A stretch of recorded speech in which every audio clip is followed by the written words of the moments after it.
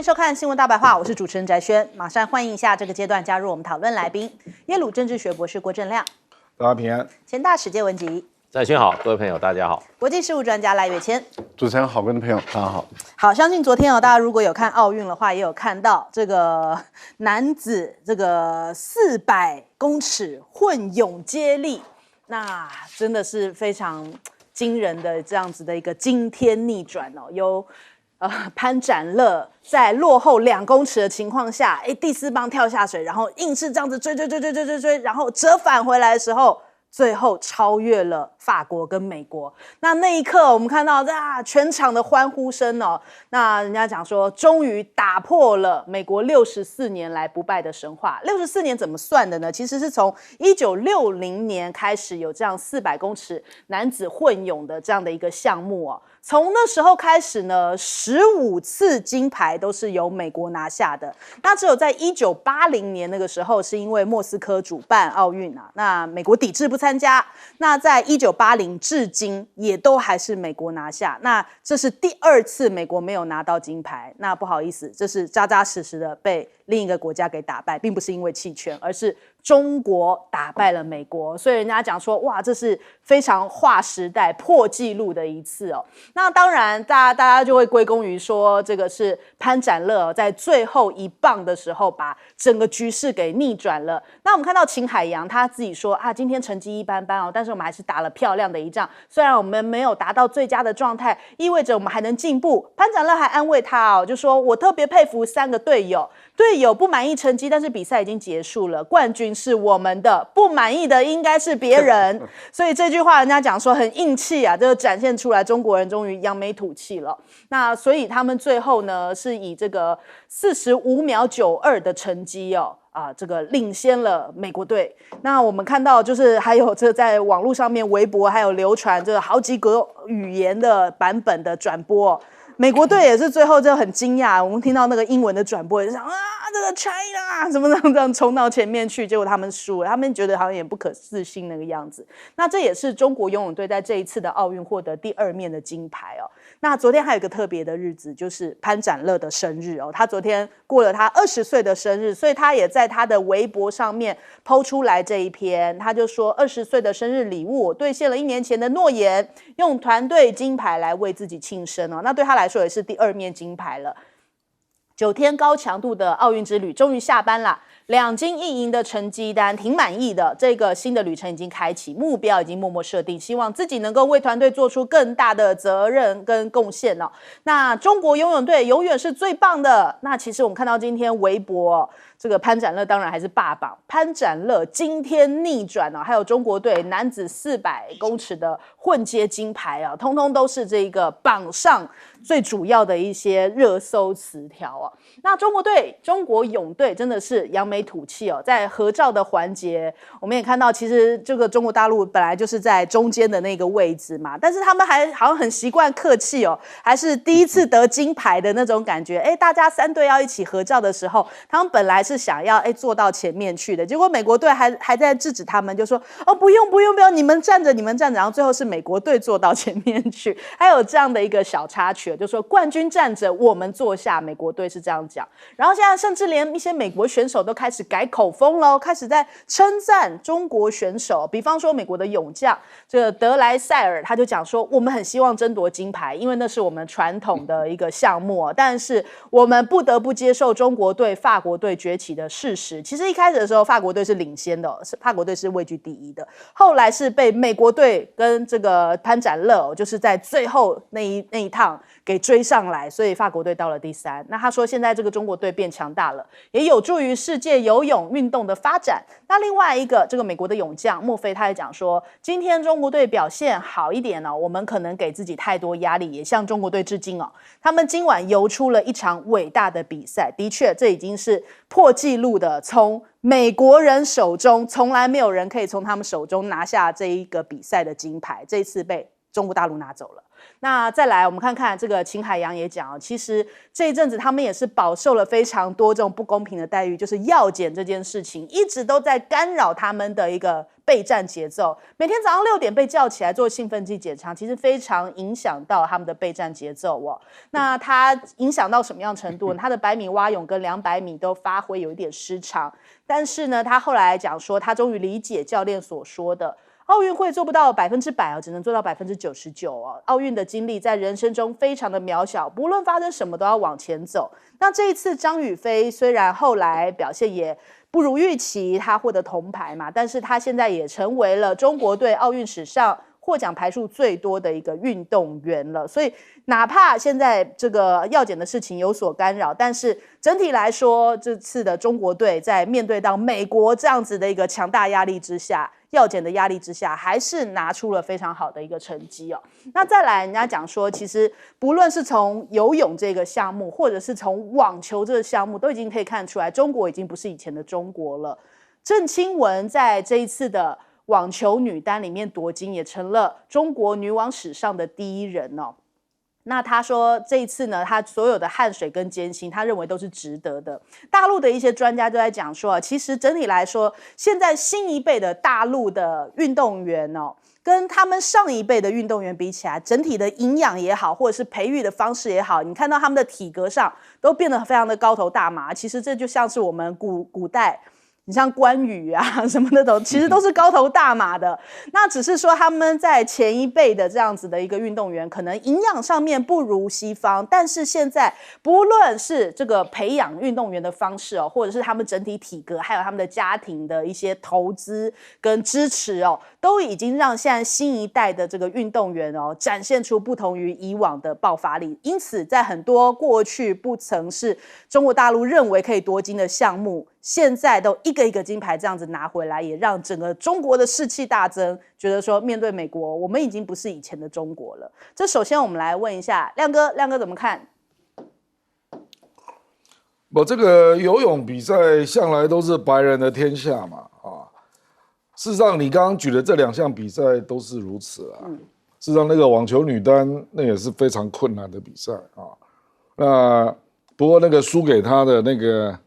显然没有美国队在游泳比赛的风度了啊，他就直接表示说我不尊重他，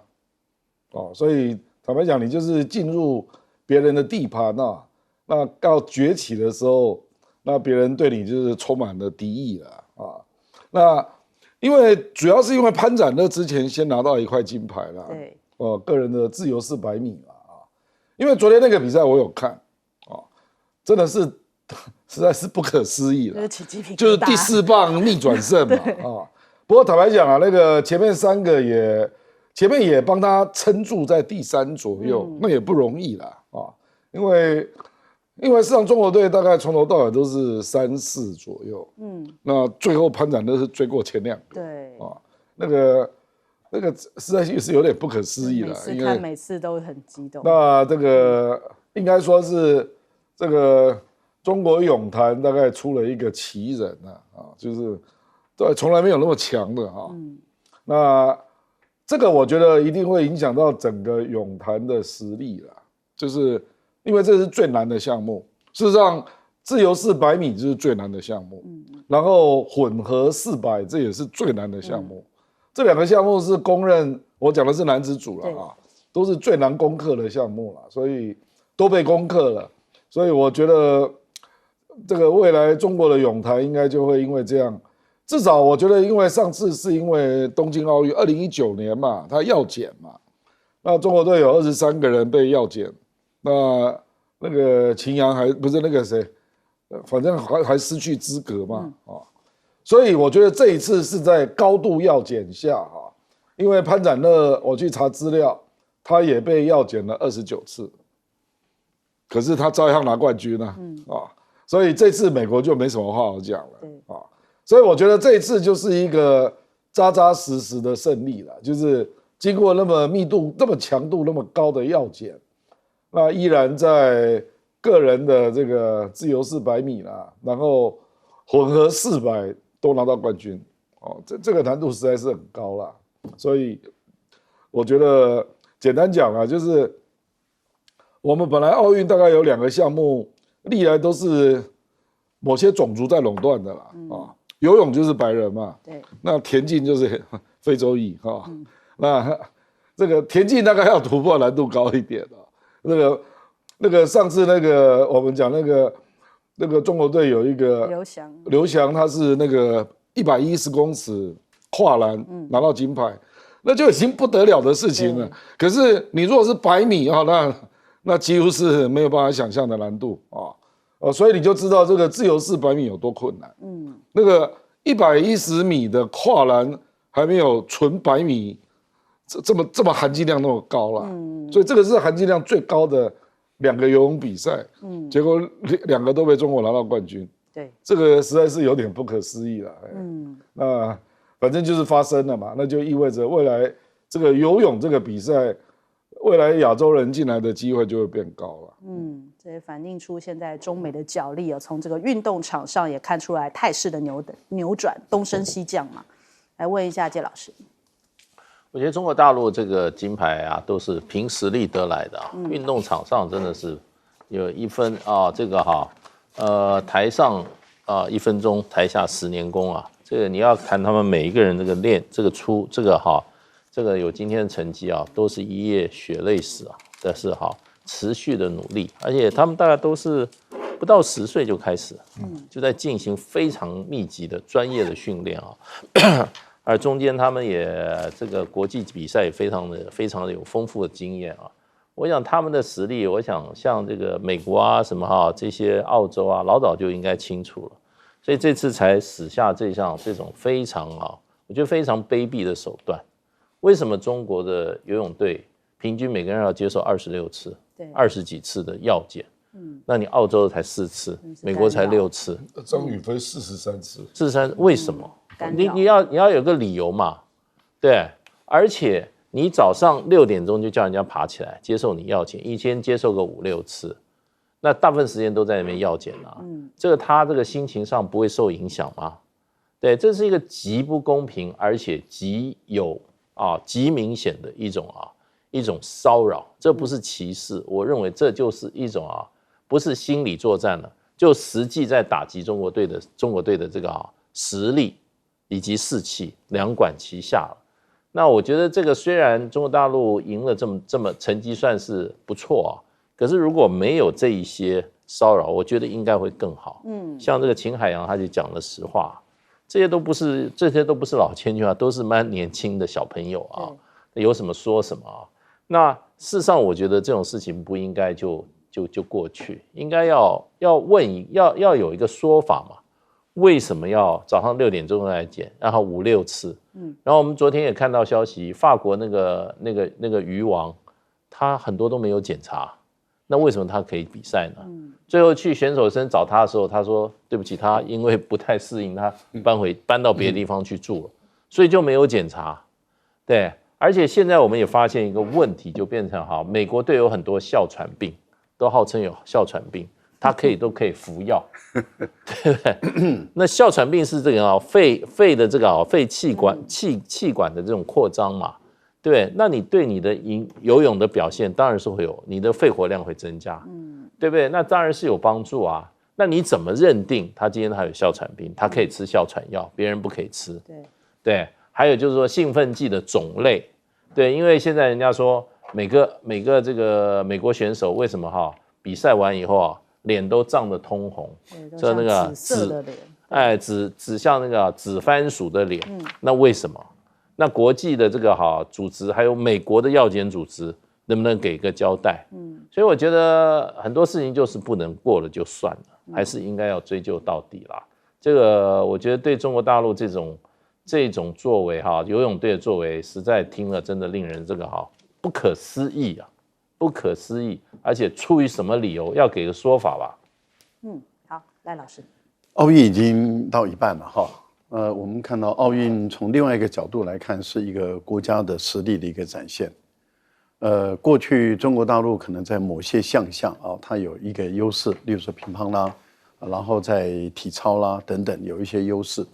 可是我们现在看到，在过去白人或者黑人掌控的支配的这个领域，那中国的代表队已经开始都进去了啊。这一次的游泳那么的引起大家关注，就是因为它长期以来是美国人掌控的一个领域。现在最艰难的100米被中国大陆拿下来了，然后4×100的，就是4位100米接力赛也被中国大陆拿下来了。不管男子或者是女子，那表现都非常的亮眼。像在网球这个部分里面，中国也把它拿下来了。所以在越来越多的领域中，中国的代表队它已经开始慢慢的扩大发展，在全方位。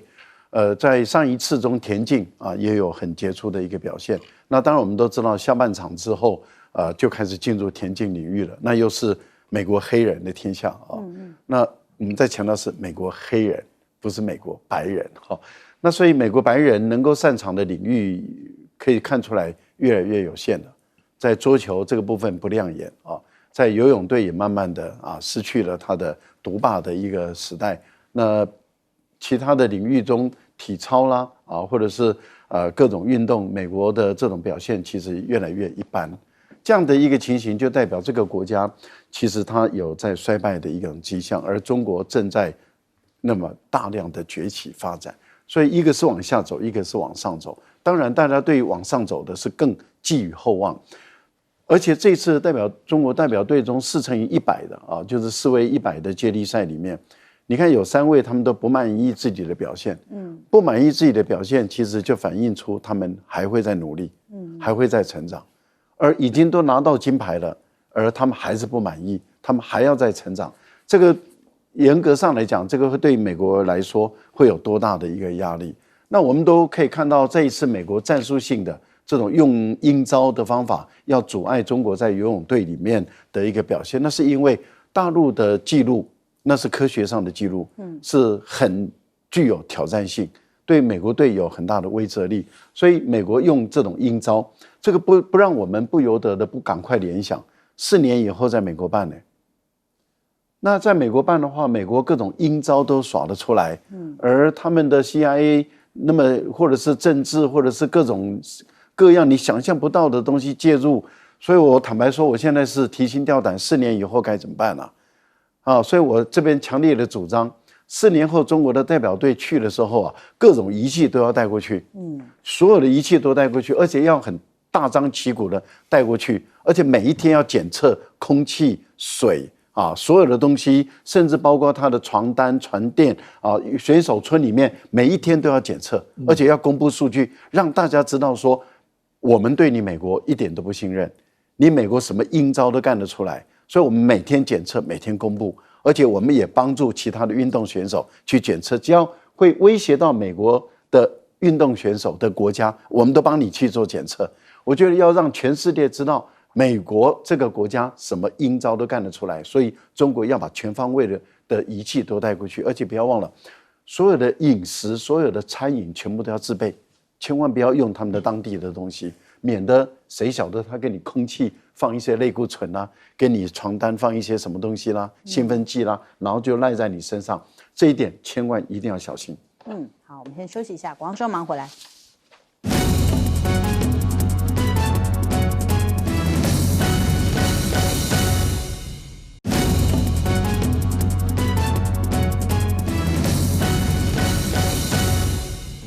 好，伊朗是不是今天要开战了呢？现在全世界都在关注也被誉为是一只非常大的黑天鹅，影响着全球现在目前的股市甚至是经济状况那我们看到这个4年前的今天，黎巴嫩的首都贝鲁特的港口爆炸案夺走了220条人命，那现在气氛哀伤肃穆的在进行纪念的活动又被以色列的真主党可能是他们有可能接下来要爆发全面战争的这种忧愁担忧给笼罩着。那法新社说，这数场的游行人群将会在下午的时候聚集在港口来悼念罹难者，并且要求伸张正义。那甚至还有美国的媒体讲说，最快在今天就是5号这个时候就是有可能以色列就是伊朗可能会反击以色列啦。那以色列也是有透露出来，有可能要先发夺人哦。那我们来看看哦。以色列报复巴勒斯坦武装组织哈马斯领袖哈尼亚遇刺身亡，所以以色列跟伊朗支持的黎巴嫩武装团体他们在4号的时候有进行一些相关的交火。那这个路透社讲说，青年运动消息人士透露呢，在也门叛军他们这个青年运动跟路透社讲，他们有可能呢是会有一些袭击，那也在也门北部的萨达省上空击落了美国的 MQ-9 死神无人侦察机这样的一个动作那还有约旦的外交大臣也罕见的访问了伊朗，他们现在就是要赶紧呼吁希望能够踩刹车，避免暴力升级，来实现和平和稳定的这种情况。那另外，美国似乎好像对于纳坦雅胡，也就是说对于以色列有点没有办法。现在纳坦雅胡警告伊朗说，以色列已经准备好相关的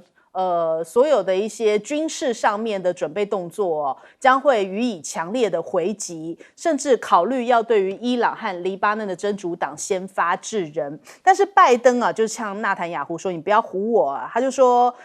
不要把美国总统的支持当作理所当然，他希望他能够赶紧派代表去恢复跟哈马斯的停火谈判。所以这个美国现在也是尽可能的施压，也是透过了 G7 来全面的来防堵这个战争的扩大。所以希望 G7 的成员国的外长呢，能够向伊朗或是真主党来施加一些外交压力同时也要求以色列保持最大的克制，就是好像已经战争在边缘了，然后各方的力量都还在拉扯着，就怕一个闪失就是任何一个破口出现了，这样擦枪走火，可能会变成一个全面性的战争。那再来，英国同样也爆发了一个大规模的暴动有3名这个女童，她们其实是在上暑假的舞蹈跟瑜伽课，突然有一名歹徒这样子闯入，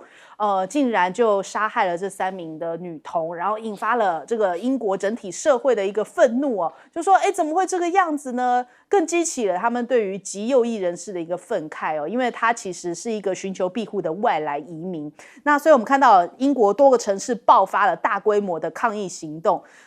这是13年来最大规模的。我们来看看这个画面他们这是反移民骚乱的一个抗议行动，然后呢，在这个过程当中也造成了多名警察受伤，近100人被捕。在利物浦还有布里斯托、曼彻斯特这些地方都有这样子大规模的抗议，所以现在大家可能是对于这种移民外来的移民有一些反弹，也看得出来现在美国也好，英国也好，好像内部的这个纷纷扰扰都不断还有呢，这个现在目前施凯尔的这个政府人家也讲说，好像蜜月期已经结束了。他现在上任才1个月，可能人家讲说，原本对于工党抱持希望，但是现在又是骚乱，又是这个加税的压力整体来说，大家对于他的这个民调上面的反应也是一直在下滑的一个趋势。那首先我们来问一下亮哥，亮哥怎么看？这个有人说最快今天伊朗就会打以色列嘛？因为4月那一次伊朗是象征性的打了一个军事基地了，对，那对平民基本上并没有碰那所以大家要观察啦，就是伊朗到底是打什么样的范围？那会只打1天吗？那也另外一个报道说，因为上次拦截那个美国跟英国、法国都有借约旦，还有沙地阿拉伯来设一些地对空的防御措施嘛。所以上次伊朗打到以色列，包括也门被拦截的比率超过96%。可是这一次，因为哈尼亚被暗杀沙特跟这个约旦其实心情也不太好他就因为这个摆明了就是要破坏加沙的和平嘛。对。甚至在某一个程度上，你甚至可以说他是在破坏北京宣言所以这等于就是这个区域稳定的破坏者嘛。所以沙地阿拉伯跟约旦这次都不愿意帮忙。那当然，美国在这个地方有军事基地了，那他可不可以自己弄这个有待观察啦。不过我觉得这次不一定只有1天啦，因为伊朗可能会直接从伊拉克跟叙利亚来攻击那如果从那边发射的无人机、火箭弹或导弹，那要被防御的难度就会变高，因为更近，那它就不用飞那么高嘛，那甚至于那个黎巴嫩真主党，我觉得可能会全力投入哦。黎巴嫩真主党据了解，目前手上的导弹大概总数大概有12万枚啊，就是包括火箭弹、导弹、无人机种种的，那量很大啊。所以我真的不知道纳坦雅胡是要干什么啊。就你导演这个暗杀，显然就是不希望加沙战争能够结束嘛。那你的意思是还要再打下去啊？那你有把握可以把黎巴嫩真主党消灭？我真的难以想象啦。这个据了解是伊朗知道他们要跟以色列如果要短打的话，他们打不赢啊。可是我如果把时间拉长，用消耗战的方式，那以色列会很累哦。因为以色列的总兵力啊，大概只有17万人，所以因为他的人口受到限制嘛，所以事实上，如果他跟你拉长来打，那黎巴嫩真主党这个战争，我估计他要死不少人，会远远超过哈马斯啊。所以而且我不知道这个战争要如何结束了啊。如果真的就是这样没完没了的一路这样下去啊，就是你可能会看到一个不是大规模的战争，可是却是不断冲突的战争，变成是这样啊。那事实上对美国民主党来讲也会是一个 trouble 因为反正民主党的选民就会因为这样分裂嘛。好，请教介老师。对，其实中东这个现在这么混乱啊，其实慢慢我们也这么长时间的讨论，其实真的会发觉，这个有不希望它和平的一个力量在这边啊。就是说，以色列真的是一个问题，对不对？他为什么突然去暗杀别的，就是说哈马斯的这个政治领导人，而且呢跑到伊朗去暗杀，这个他知道这个后果很严重啊。为什么会做这种事呢？你说为什么选在这个时机？其实这个时机真的就这个巴勒斯坦人来讲的话，北京宣言是他们这个几十年来难得一次大的团结，那你就是要破坏他团结嘛？你就是要把他最难在这个问题里面最难去接受那个结果的，也就是接受这个法塔作为一个怎么样？作为对外代表巴勒斯坦人的唯一的一个合法政府，另外还要成立一个联合政府，所以这个很难得的突破。你看这个是对和平多有帮助的，结果呢，以色列就立刻就出手，而且把伊朗也拉进来。伊朗跟以色列是势不两立的你这样做后果你一定知道。可是问题就是说，今天有人在讨论说，伊朗说以色列这一次攻击这个伊朗事先美国都知道，美国同意，因为这个分析的观点我非常赞同，就是说谁都知道这一次攻击完了以后会造成中东一次大的危机，美国也绝对不会脱身事外，这是一个非常严重的一个举动。那为什么美国如果是这样子的话，那美国事先也同意那是不是美国也基本上希望中东继续乱下去呢？也不希望中东有和平的迹象呢？所以我是觉得，就是说，其实从国际政治，我们光别的不讲，就是你看有些国家的行径，我们这次就讲以色列跟美国的行径，真的就是唯恐天下不乱对不对？然后呢，这个一打了以后，很多国家都被将军。刚刚提到，比如说沙特，比如说约旦，甚至伊拉克、叙利亚，全部被拖进去。为什么？因为伊朗如果要打飞弹的话，它要经过哪里？它要经过约旦，经过伊拉克，这个中间，美国为什么派2艘航空母舰去？基本上它就要用这些国家的领空那约旦跟美国有特殊关系，然后呢，这个伊拉克现在被美国还有空军基地，它就要用它的领空来对付伊朗这个从他们领空过来飞弹。所以我觉得这个之前这些2个国家都知道这个问题，可是还是要把这个情势往这边带所以我觉得看到这些国家作为我们在亚洲，我们也不要觉得美国的这一套作为啊，西方国家这样不会拿到亚洲来，就是啊，好好的情势啊，他就要丢一颗炸弹去把你啊，整个的情势啊，往好的方向的啊，把它一切都炸粉碎，他们又有机会来伸手啊，达到自己的战略利益了。好，来请教赖老师。伊朗派到伊拉克的民兵指挥官苏莱曼尼被美国人杀了，伊朗高度的自治，克制自己。那他一方面要安抚他的人民，二方面他要自治，不要让事态扩大，所以他很高调的说要反击。但是我们可以看到，他反击是没有造成美国人的伤亡。然后他的派到叙利亚的指挥官啊，一些将军，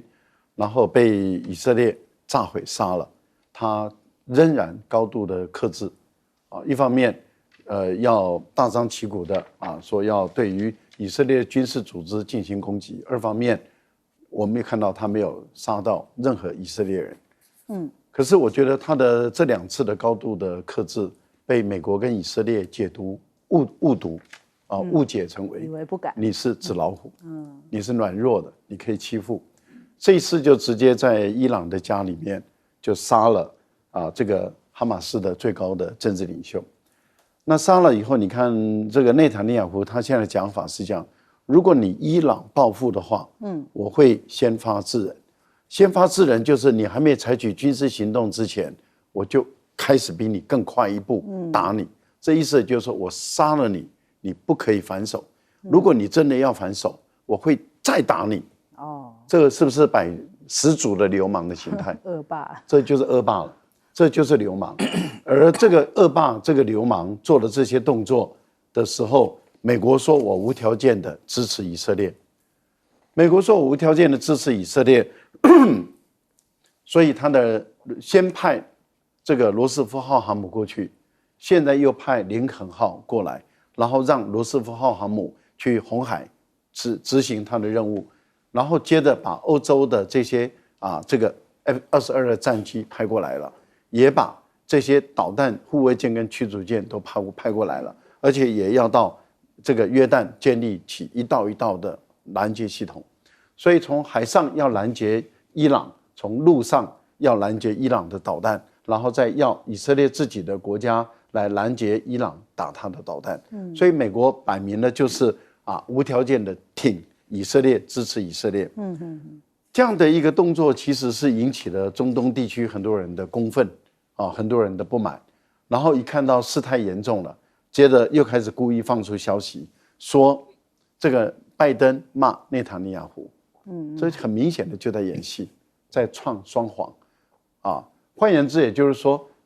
拜登政府，我觉得他这一届的政府把美国人的信任、美国人的信用跟美国政府本身的讲话，我觉得都践踏到毫无任何可信度可言。我觉得这真的是一个可悲的一届的美国的政府。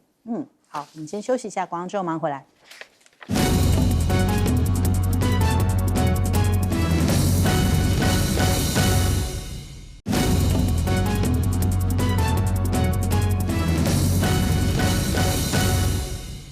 欢迎回来，新闻大白话，紧接着我们来关注现在美选在大打口水战嘛，川普他继续打这个嘲讽牌就讲说呢，这个在90分钟的演讲里面，纽时这么讲啦，川普90分钟的演讲当中，质疑贺锦丽这个造势群众只是想听饶舌歌手梅根尤物的演出也批评贺锦丽的智力跟沟通技能讲他是一个激进的左派怪咖呀。那他其实就是在3号的时候呢，跟范斯一起到乔治亚州这个奥特兰大来造势的时候又是一番这样子这个嘲讽的言论。那所以呢，现在到底这个辩论要用谁的为主？是要以原本9月10号的 ABC 为主呢，还是川普提出来要用福斯，也就是说共和党他的主场来作为辩论呢？那我们看到法新社的报道是提到，这个川普表示愿意在9月4号在福斯这边来进行辩论。那原定的是9月10号在 ABC News 这边的辩论，所以到底是要怎么样呢？贺锦丽的团队就讲说，川普你是不是怕了呀？想要逃跑想要这个退出一场你原本已经答应的辩论。那他其实9月10号这一天原本是答应好跟这个个拜登的辩论哦。那因为现在变成了贺锦丽嘛，所以可能川普团队就觉得说，哎，那就不算啦，那要以他提出的为准，就是要到福斯这边来。那人家讲说，这是不是因为福斯比较站在共和党这一边，你认为对你比较有利，所以你不敢用这个原本 ABC 答应要辩论的这个时间点来正面交锋、正面对决呢？那的确，现在贺锦丽在整体来说，好像这个民主党大家这个全面归位的这种情况之下，他的气势的确有起来哦。7月份的狂募，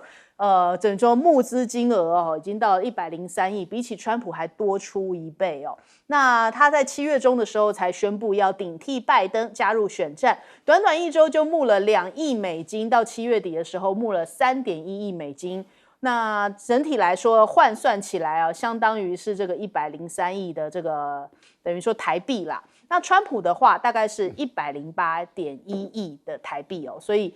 感觉起来还是略逊这个贺锦丽一些。再来 CBS 也有民调，那这个 CBS 主要调查出来发现，贺锦丽好像在全美的支持度是算是微幅领先川普，是50%对上49%，在战场州也就是摇摆州两人算是平手5-5波的局面。那他取代了拜登之后呢，现在目前民主党的选民还有年轻选民、非裔的选民呢，他们变得更加的积极，有可能会出来投票。那特别是女性的这个选民支持他的也更多，他们认为说贺锦丽可能比较跟他们是可以共情的，认为他们会更坚定的获得这个贺锦丽的支持，维护他们的利益，所以这个也有一些女性票因此而被催出来。再来，现在贺锦丽的副手变成现在眼前大家最关注的一个点，他到底会找谁来作为副手人选呢？现在目前有3个人选就是明尼苏达州的州长华斯，还有这个宾州州长这个夏皮洛，以及亚利桑那州的参议员凯利。那到底会是谁作为副手人选呢？消息人士讲说，这些可能的副手人选会在5号的晚间或是6号的上午收到这个是否担任贺锦丽搭档的消息所以现在他们这个还是保密到家就是说这3个人会有其中1个人来出现变成副手。那再来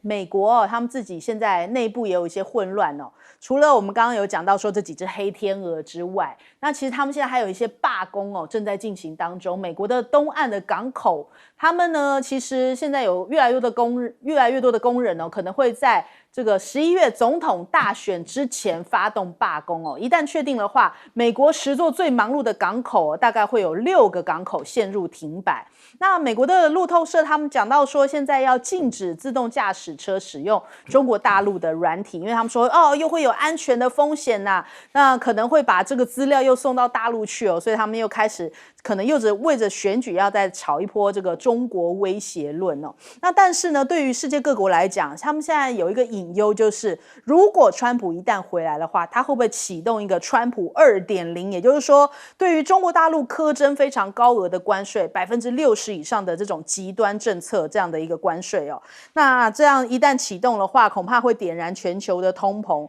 这个恐怕是不乐见的一个情况。因为不光是中国大陆会受伤这可能会造成一个全球性的一个问题而且就是全球前2大的经济体，恐怕最终的结果会是两败俱伤。那更不要说跟美国或是中国大陆依存度很高的国家都会全面性的受到影响。那我们首先来问一下亮哥怎么看？贺锦丽的蜜月期大概他应该是今天要确认副手吧？那目前又传出那个明尼苏达的 Watts 说这个人有中西部老爹的味道这讲话完全不掉书袋啦，就是平时的作风这样不管了，反正他今天要产生副手，然后一直到8月19民主党大会，所以他的声势渴望卷动到8月中我觉得川普在贺锦丽成为那个候选人之后，感觉好像有点陷入被动那试了几波，并没有打到要害比如说这个说他是激进左翼可是他现在的发言我觉得贺锦丽比较灵巧啦，就是他不会像拜登这样傻傻的他就会调整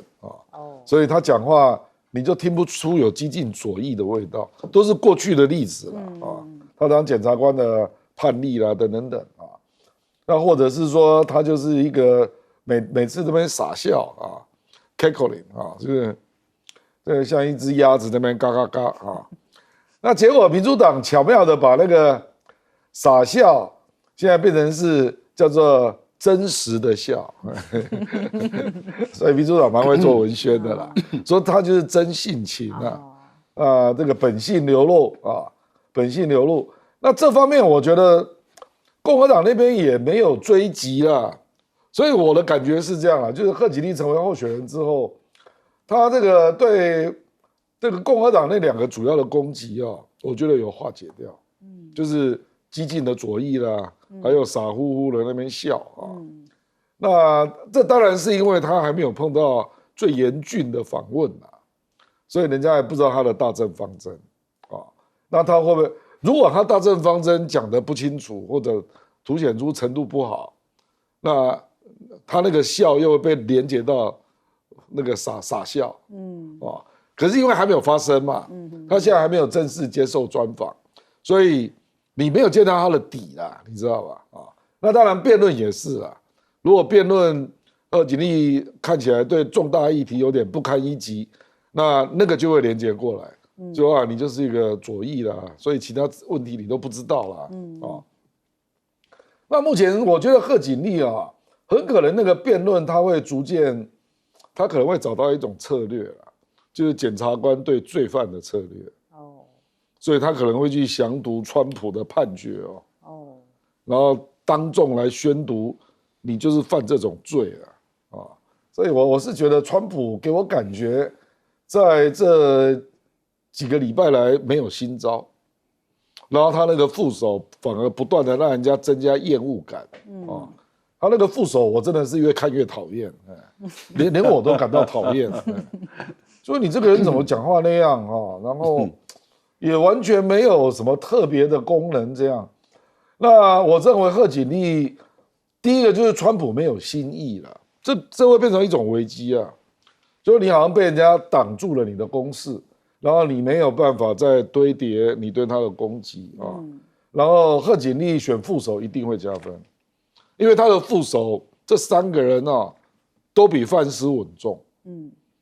基本上都是中间派。那个范斯给人家感觉就是越讲越令人讨厌，这样就怎么会有人这么幼讲话就好像一个乡巴佬这样那事实上那个川普就够了，不需要你所以我觉得川普可能要考虑为选举加分，要挑的副手不一定是这样的人，可是他以前没有这样做嘛，所以共和党也在酝酿这件事换副手这样子，好，我们来问一下季老师。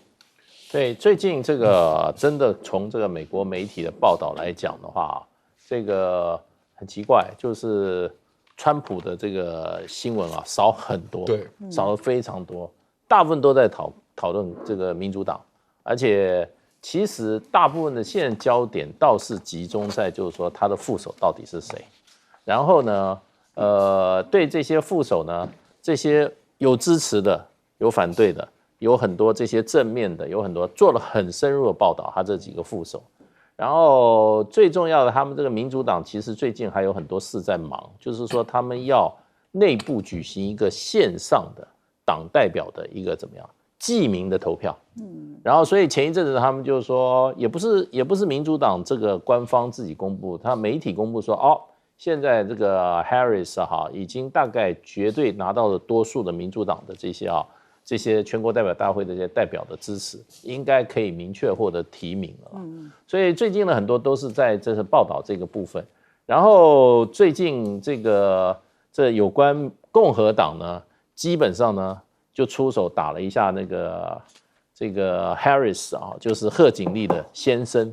把他先生在前一任婚姻里面的问题拿出来讨论。可是美国事实上反应非常的快。这个民主党也很厉害，立刻找到他这个先生的前任的太太，然后出来已经替他怎么样辩护了，现在辩护，所以现在真的说实话，双方各方面在这个政策上辩论，可以说有一点休战的感觉，都是在找对方的这个疮疤在挖。那我觉得美国的选举，我看到现在，我觉得这个还是一个问题，就变成成也川普，败也川普。因为很多人本来是说不出来投票的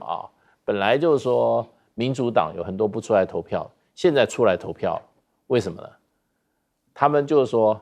真的是因为不想让川普出来当选总统，所以就是说出来投票会增加原因，因为他们讨厌川普。那今天就是川普，事实上的话，他还是有差不多一半的选民喜欢他，不管他怎么样，就是支持他。所以最后就是我认为最后美国选举跟贺锦丽的因素，我认为不大，就是完全在川普，喜欢他的人就预期生，讨厌他预期死。那这个时候可能留给这个川普阵营的，就是说怎么样让讨厌他的人最后也不喜欢这个贺锦丽，会发现你贺锦丽所以这会不会是这一段时间整个川普阵营非常怎么讲，非常低调，非常不出声的，可能是一个原因之一吧。好，赖老师，川普现在要为他自己的判断错误付出代价了那他最后的对不起2-3个月能不能够调整得过来，我觉得对川普来讲是一个严重的考验。为什么说川普要开始付出代价？他原本认为拜登绝对会选到底，对，所以他认为那一颗子弹使他稳赢了，因此他就不在乎其他人的感受，他就提名一个他可以指挥控制，而且完全听他话的这个副手。那这个副手没有给他加分，现在看起来是开始减分了。那结果拜登不选了，然后贺锦丽上来了。现在对于川普来讲，这个太惊讶了，太错愕了。然后他觉得开始在注意到他的副手，他的副手给他没有加分，还减分。为什么？因为川普讲的一句话，我觉得这一句话就代表他已经看到问题之所在。他说，总统选举没有人去管这个副手，只在乎我就是总统是谁。这代表什么？他已经很明确的发现副手给他减分了。可是如果说贺锦丽他的副手可以给贺锦丽加分，那川普是给他减分，现在已经2个打成势均力敌了。那对于川普该怎么办？我觉得川普如果在共和党内的民主机制的党内的机制，他不能够让他下台，但是他可以循拜登的案例，就让范斯自己不选了。范斯自己不选了，那当然就授权给共和党再推出副手了。那这个是未来的可能的变数。如果这个变数一旦发生，而这位副手是美国人可以接受的，那情况也会转变哦。所以我觉得未来的变化是越来越大了。目前来说，这是第一个。那第二个，贺锦丽他要怎么能赢？很明显的，你看到他把奥巴马的竞选团队都拉进来了，进驻了。那进驻的目的其实就是降低拜登的团队的影响力，升高奥巴马的团队的影响力。我觉得这个对贺锦丽来讲是正确的一种选战的一个打法。那现在的情况是这样子，这个川普是老面孔，贺锦丽变成是新面孔。虽然他当过副总统，可是他当选总统他是新面孔。那对川普来讲，怎么减少厌恶他的人，然后增大或至少缓和中间选民？对贺锦丽来讲，怎么扩大美国的选民更加的讨厌川普？那因为更加的讨厌川普，而不让